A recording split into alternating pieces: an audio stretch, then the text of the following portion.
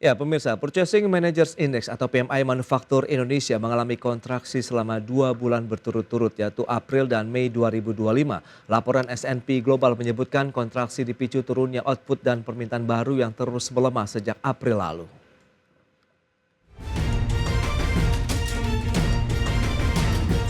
Laporan S&P Global menyebutkan Purchasing Managers Index atau PMI Manufaktur Indonesia pada bulan Mei 2025 kembali mengalami kontraksi di level 47,4. Meski level tersebut mengalami kenaikan dibandingkan bulan April yaitu 46,7, namun masih berada di bawah batas normal di level 50. Sehingga PMI Manufaktur Indonesia tercatat mengalami kontraksi selama 2 bulan berturut-turut.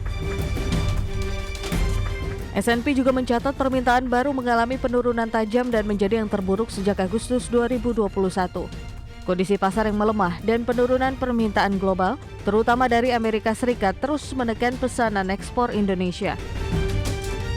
Sementara itu, Badan Pusat Statistik mencatat surplus neraca perdagangan di sepanjang bulan April 2025 sebesar 160 juta dolar Amerika.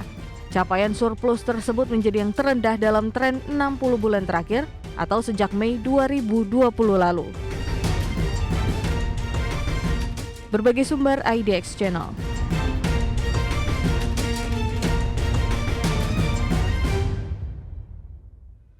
Ya, berikutnya kami sampaikan data untuk Anda terkait dengan PMI Manufaktur Indonesia. Kita akan lihat seperti apa pergerakannya dari Desember 2024 sampai dengan Mei 2025 seperti yang bisa Anda saksikan di layar televisi. Nah, ini dia PMI Manufaktur Indonesia Desember 2024 sampai dengan Maret 2025 memang masih berada di level ekspansi di atas 50 poin begitu ya. Sementara 2 bulan terakhir 46,7 poin kemudian 47,4 untuk PMI Manufaktur Indonesia sehingga masuk dalam level kontraksi. Baik, untuk membahas tema kita menjaga kinerja industri di tengah pelemahan PMI Manufaktur. Kita sudah tersambung melalui Zoom bersama dengan Bapak Fitra Faisal, tenaga ahli kantor komunikasi Presiden. Halo Mas Fitra, apa kabar? Halo Mas Pras, kabar baik. Mas Baik. Ajib. Terima kasih atas waktu yang disempatkan. Kemudian juga ada Pak Ajib Hamdani, Ketua Komite Tetap Bidang Fiskal Kadin Indonesia. Halo Pak Ajib, apa kabar?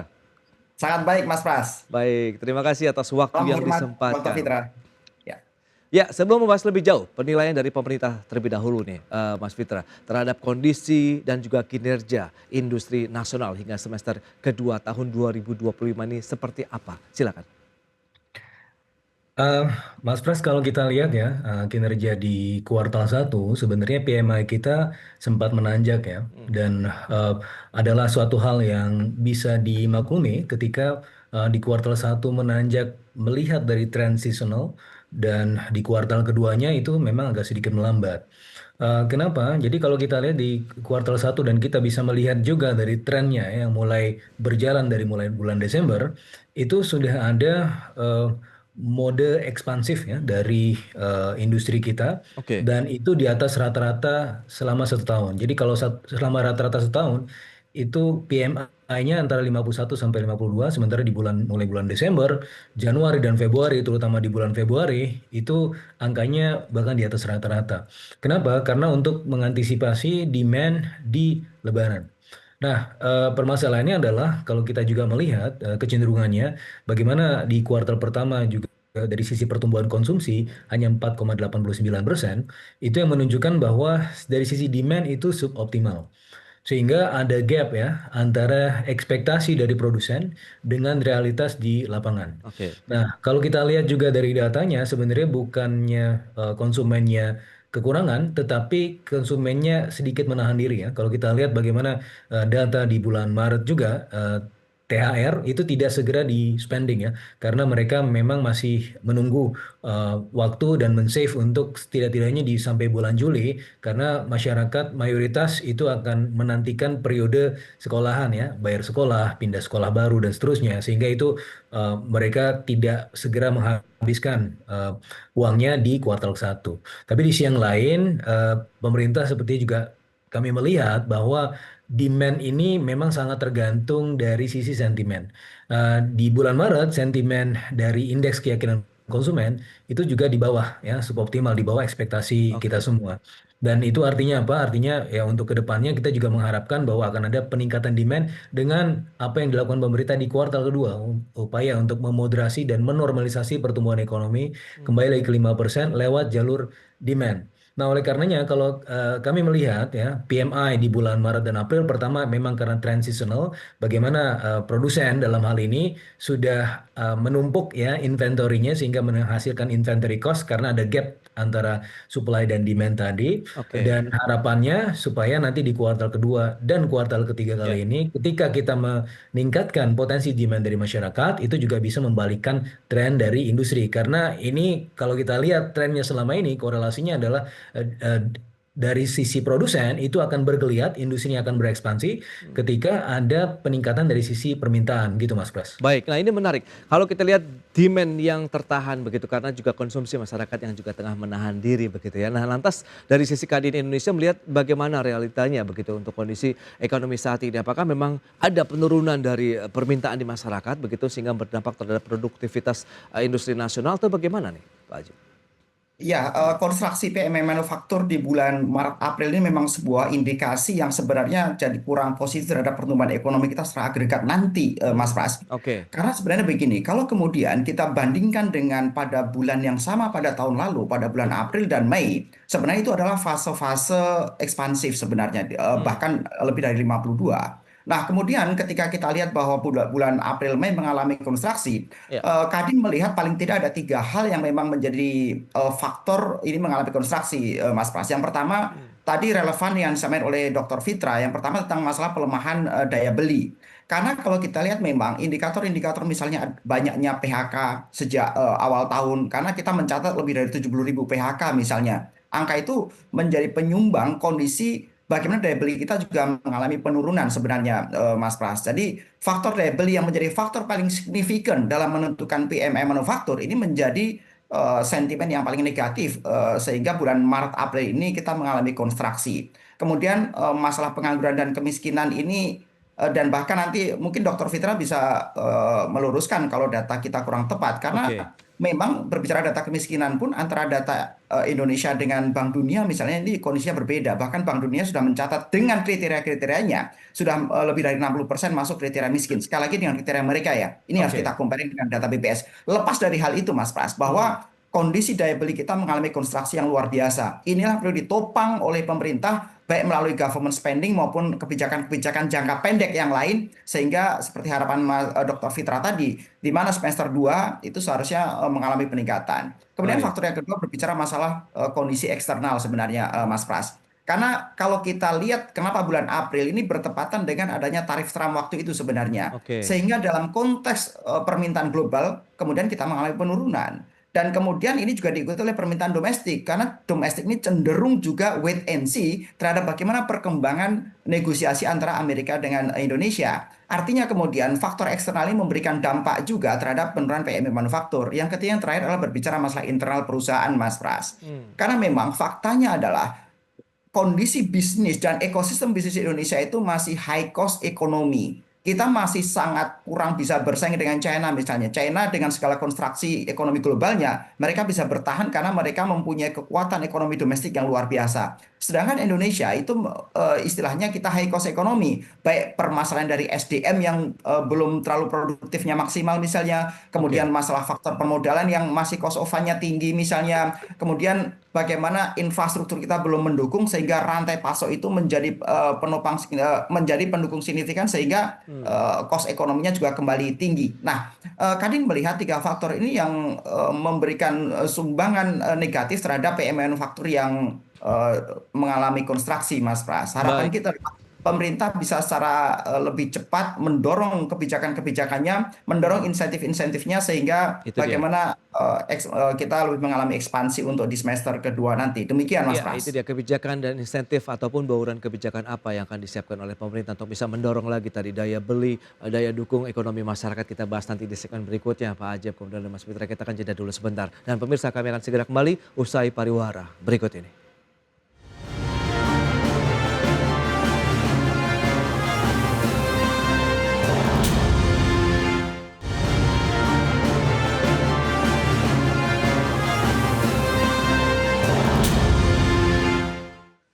Ya, terima kasih Anda masih bergabung bersama kami dalam Market Review dan kita lanjutkan kembali perbincangan bersama dengan Mas Fitra Faisal. Beliau adalah tenaga ahli Kantor Komunikasi Presiden. Kemudian ada juga Bapak Ajib Hamdani, Ketua Komite Tetap Bidang Fiskal Kadin Indonesia. Nah, Mas Fitra, tadi sudah disampaikan oleh Pak Ajib begitu beberapa trigger yang membuat ya kondisi PMI manufaktur kita mengalami penurunan. Lantas bagaimana Anda melihat juga dengan OECD, kemudian World Bank, IMF yang juga menurunkan proyeksi pertumbuhan ekonomi Indonesia. Apa yang tengah terjadi begitu dengan ekonomi kita saat ini? Apakah memang itu menjadi sinyal lampu kuning kah atau bagaimana Mas Fitra?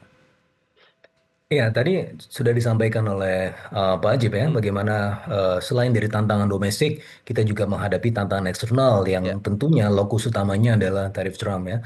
Bagaimana kita juga melihat ya ekspor-ekspor utama kita seperti misalnya electronics, CPO, kemudian fisheries, tekstil, dan kemudian alas kaki, ini mayoritas industri padat karya dan menghadirkan tekanan-tekanan ya, baik dari sisi demand domestik maupun dari sisi tekanan eksternal dan itu yang kemudian menyebabkan adanya pelambatan aktivitas industrial.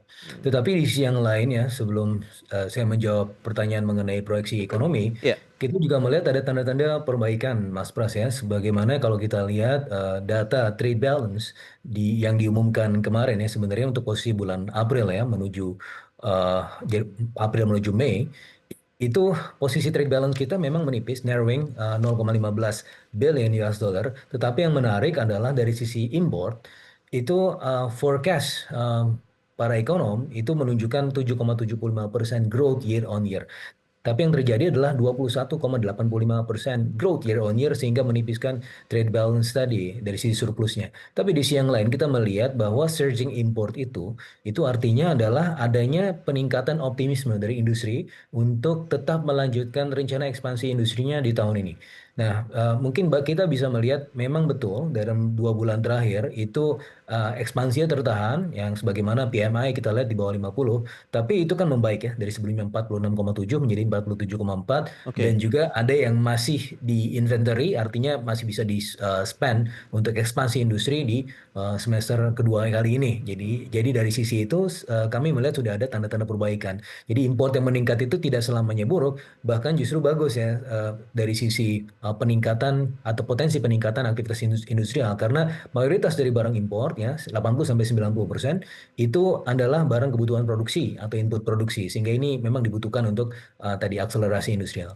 Yang kedua adalah terkait dengan forecast pertumbuhan ekonomi. Memang World Bank, IMF, OECD itu memang tidak hanya Indonesia, tapi secara global memang sudah direvisi ke bawah karena ada potensi tarif Trump tadi. Ya, Nah, makanya pemerintah ini mencoba untuk melakukan mitigasi, melakukan segala daya dan upaya supaya untuk menjaga pertumbuhan ekonomi kita di tahun ini seminimal-minimalnya 5%.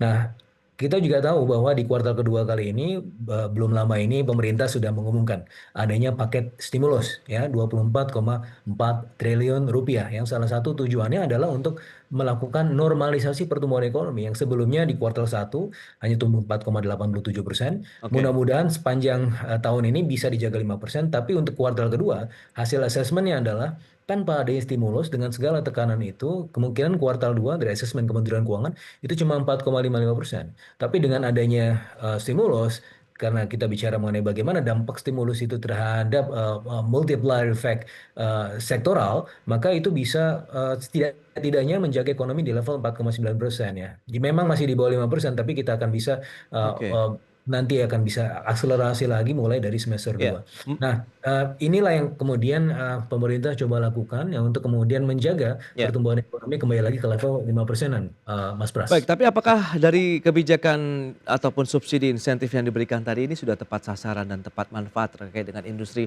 manufaktur kita untuk bisa mendorong lagi PMI manufaktur, geliat aktivitas industri nasional kita nih Mas Fitra? Ya, jadi memang ada beberapa atau fokus ya, utamanya adalah untuk menjaga level yang paling bawah. Yang pertama 11,93 triliun Oke. untuk penebalan bansos. Kemudian ada 10,73 triliun untuk subsidi upah. Oke. Tapi di sisi yang lain ada juga ongkos-ongkos transportasi yang dipangkas selama bulan Juni-Juli ini. Ya. Salah satunya adalah untuk memunculkan peluang-peluang ekonomi. Dan sebagaimana yang kita tahu, Mas Pras, nanti kan kita akan menghadapi liburan sekolah. Dan biasanya kalau kita bicara dampak sektoral, sektor transportasi itu memiliki dampak yang ikat mengikat dengan sektor pariwisata dan ekonomi kreatif. Nah, ini harapannya akan mampu untuk meningkatkan potensi demand sehingga pada akhirnya aktivitas industri juga akan tertarik oleh aktivitas peningkatan atau potensi peningkatan demand tersebut. Sebagaimana yang kita lihat ya di semester 1 tahun lalu, kita bisa tumbuh di atas 5%. Salah satunya adalah memanfaatkan momentum-momentum liburan yang mana ada akselerasi di sisi pariwisata dan ekonomi kreatif. Artinya, dengan tidak hanya untuk menjaga ya level yang paling bawah dengan bantuan subsidi upah dan juga bansos, tapi juga untuk memuluskan peluang-peluang ekonomi ya sepanjang kuartal kedua dan terutama memasuki awal semester kedua, Mas Pras. Oke, oke. Nah, Kadin sendiri melihat bagaimana efektivitasnya terkait dengan bauran kebijakan yang sudah disampaikan tadi oleh Mas Fitra begitu dari sisi pemerintah. Apakah ini benar-benar bisa menjadi booster nanti paling tidak di semester 2 tahun ini nih Pak Hajib? Ya, izin Mas Pras sebelum Ya, mengomentari tentang pertumbuhan ekonomi. Tadi Dr. Fitra menyampaikan bahwa pertumbuhan ekonomi kita di kuartal pertama memang mencapai hanya angka 4,87%. oke. Makanya kemudian kenapa OECD, IMF, dan World Bank mereka membuat proyeksi direvisi menjadi 4,7. Hmm, Sebenarnya ini menjadi sebuah angka proyeksi yang masuk akal kalau kita bandingkan dengan tahun sebelumnya, Mas Pras. Di oke. mana ketika kuartal pertama 2024, tahun lalu kita mencapai 5,11%. Kemudian pertumbuhan ekonomi agregat kita hanya 5,03% sampai dengan Desember 2024. Hmm, Artinya sebenarnya kuartal pertama itu justru menjadi sebuah momentum untuk kita bisa membooster pertumbuhan ekonomi karena di situ ada siklus tahunan, misalnya berbicara masalah ada lebaran dan lain-lain. Karena pola itu yang kemudian akan sekali lagi momentum itu yang pertumbuhan ekonominya paling tinggi. Sehingga kemudian ketika pertumbuhan ekonomi kuartal 1 hanya 4,87%, kalau kondisi ekonomi ceteris paribus, kalau tidak ada terobosan-terobosan kebijakan dan insentif dari pemerintah yang presisi di lapangan, ya. maka sangat predictable bahwa pertumbuhan ekonomi di tahun 2025 secara agregat nanti itu bahkan di bawah 4,87%.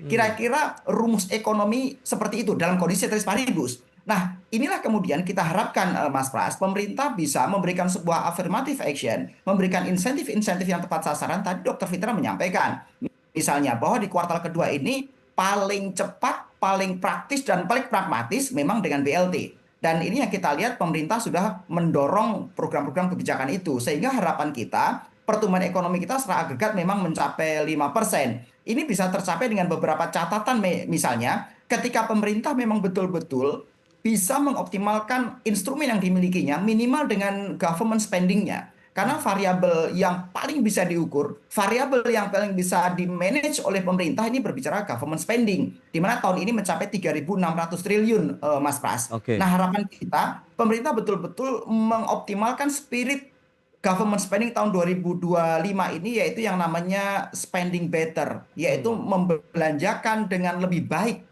dari APBN yang ada. Bahkan kemudian Pak Prabowo menyampaikan bahwa fokus dari APBN ini tentunya berbicara masalah ketahanan pangan, ketahanan energi, dan peningkatan teknologi misalnya. Ini adalah faktor dan orientasi jangka panjang. Walaupun sekali lagi ini harus ditopang oleh orientasi jangka pendek melalui BLT-BLT tadi misalnya. Jadi kalau kemudian bagaimana tanggapan Kadin? Sebenarnya Kadin mengapresiasi bagaimana orientasi jangka pendek pemerintah untuk menopang daya beli sehingga kuartal kedua bisa didongkrak. Tadi Dr. Fitra menyampaikan tanpa stimulus dan kalau bisnisnya secara alamiah potensi hanya 4,55%. Ini akan menjadi problem hmm, kalau betul-betul hanya bahkan di bawah 4,87% di kuartal kedua ini, Mas Pras. Jadi sekali lagi Kadin oke. mendukung upaya-upaya pemerintah ini dengan mendukung program yang namanya kita membuat program Quick Win Kadin, Mas Pras, yaitu 4 program Hmm, utama Kadin. Yang pertama adalah mendukung makan bergizi gratis, di mana rekan-rekan Kadin membuat SPPG di seluruh daerah, kemudian pemeriksaan kesehatan gratis, karena sekali lagi kesehatan ini menjadi unsur pengurang APBN yang luar biasa. Tahun hmm, 2024 lebih dari 149 triliun dana hanya untuk kesehatan. oke. Bahkan PBI atau penerima bantuan iuran untuk BPJS Kesehatan, pemerintah harus menggelontorkan dana dari APBN tidak kurang dari 50 triliun, Mas Pras. Hmm, Harapan kita lah orientasi jangka panjang kesehatan ini tidak mereduksi APBN yang ada. Kemudian program yang ketiga berbicara penyediaan rumah murah dan program ya, keempat kita berbicara masalah optimalisasi pekerja migran Indonesia. baik Harapan Pak Hajib. kita dengan program-program unggulan Kadin dan Quick Win seperti ini bisa mengkomplement program-program dari pemerintah yang tadi disampaikan oleh Dr. Fitra, sehingga antara private sector dengan government kita bisa beriringan langkah untuk bisa mendongkrak pertumbuhan ekonomi di akhir tahun Ya, bisa minimal mencapai 5%. itu Kira-kira dia. demikian, Pak. Saling bersinergi yang penting begitu pelaku usaha dan pemerintah. Nah, proyeksi dan juga optimisme Anda nih, Mas Pita, terakhir terkait dengan kondisi industri manufaktur kita dan juga PMI manufaktur begitu sampai dengan paling tidak akhir tahun ini. Ya, silakan Mas Pitra. Saya Ya. masih melihat ada potensi PMI kita kembali ke level 51 dan 52 karena pertama karena itu dampak seasonal yang biasanya akan berbalik lagi. Yang kedua adalah tekanan-tekanan dari sisi eksternal itu sudah mulai kemudian kita bisa melihat ya sudah mulai reda ya. Bagaimana juga sekarang terutama di emerging markets bahkan ya peringkatnya atau ratingnya sudah dinaikkan. Sementara di US bond marketnya itu sudah di downgrade. Nah, itu adalah peluang buat kita sebagaimana yang kita lihat juga per hari ini saham masih meningkat ya dan kemudian kalau kita lihat dari sisi bond market juga yieldnya rendah yang mana menandakan bahwa adanya arus modal masuk yang cukup signifikan melihat adanya potensi risiko yang lebih kecil ya di Oke. regional terutama juga dalam hal ini Indonesia. Nah, juga tadi saya sepakat juga dengan Bapak Ajib bahwa sebenarnya kalau kita lihat di kuartal 1 pemerintah menyadari bahwa memang perlu lebih signifikan lagi di kuartal keduanya. Karena kalau kita bandingkan secara year on year, bagaimana di kuartal ke-1 itu adanya kontraksi spending pemerintah dibandingkan dengan di kuartal 1 tahun lalu yang justru secara year on year 20% growth-nya. Ada aktivitas front loading. Sehingga saya rasa ini tidak mengapa untuk kehilangan di kuartal 1, tapi ada aspek efisiensi. Nah, itu menjadi semacam added value karena dengan Impres 1 2025 tentang efisiensi itu, jadi anggaran itu digunakan sebagaimana mestinya, sebagaimana layaknya untuk sektor-sektor yang prioritas. Nah, apa prioritasnya? Tadi saya sampaikan aspek stimulus itu add-on ya. Sebagai Oke. contoh, mulai dari awal tahun Pak Presiden dengan Bu Sri Mulyani sudah mulai mencek sampai satuan 9. Masa ada ATK yang nilainya 44 triliun. Nah, coba Mas Pras bayangkan ketika itu dialihkan misalnya untuk stimulus ini kan dampak Ya, mengenai ekonomi jauh lebih signifikan. On top dari itu semua, ini kan ya. menjadi add-on ya. Pemerintah juga sudah menyiasati ya dengan strategi-strategi pengeluaran anggaran setidaknya ada 446 triliun rupiah untuk hal-hal yang sifatnya lebih prioritas. Tadi Pak Ajib berbicara mengenai makan bergizi gratis.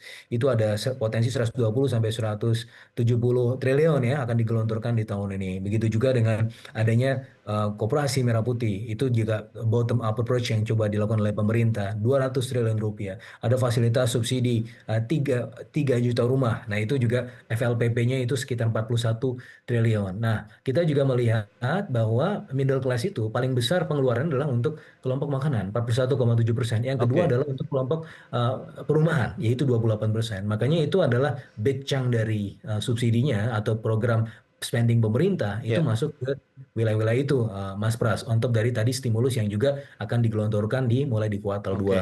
tahun ini. Baik, itu dia. Semoga dengan beragam insentif ataupun kebijakan yang sudah digelontorkan oleh pemerintah begitu bisa mendorong lagi daya beli masyarakat sehingga mendongkrak juga nih dari sisi kinerja industri di dalam negeri sehingga bisa mengangkat lagi PMI manufaktur Indonesia paling tidak di sepanjang tahun 2025 ini. Baik Mas Fitra, Pak Ajib, terima kasih banyak atas kehadirannya, informasi, update dan juga insight yang sudah diberikan kepada pemirsa pada hari ini. Selamat melanjutkan aktivitas Anda kembali, salam sehat, sampai berjumpa kembali. Mas Fitra, terima kasih Pak Ajib. Salam sehat Mas Ya. Pras, salam sehat Dr. Fitra. Ya, sampai itu. Baik pemirsa, 1 jam sudah saya menemani Anda dalam market review dan perbaharui terus informasi Anda hanya di IDX Channel, your trustworthy and comprehensive investment reference. Karena urusan masa depan harus terdepan, aku investor saham. Ya, saya Prasetyo Wibowo beserta seluruh kerabat kerja yang bertugas pamit undur diri. Terima kasih, sampai jumpa.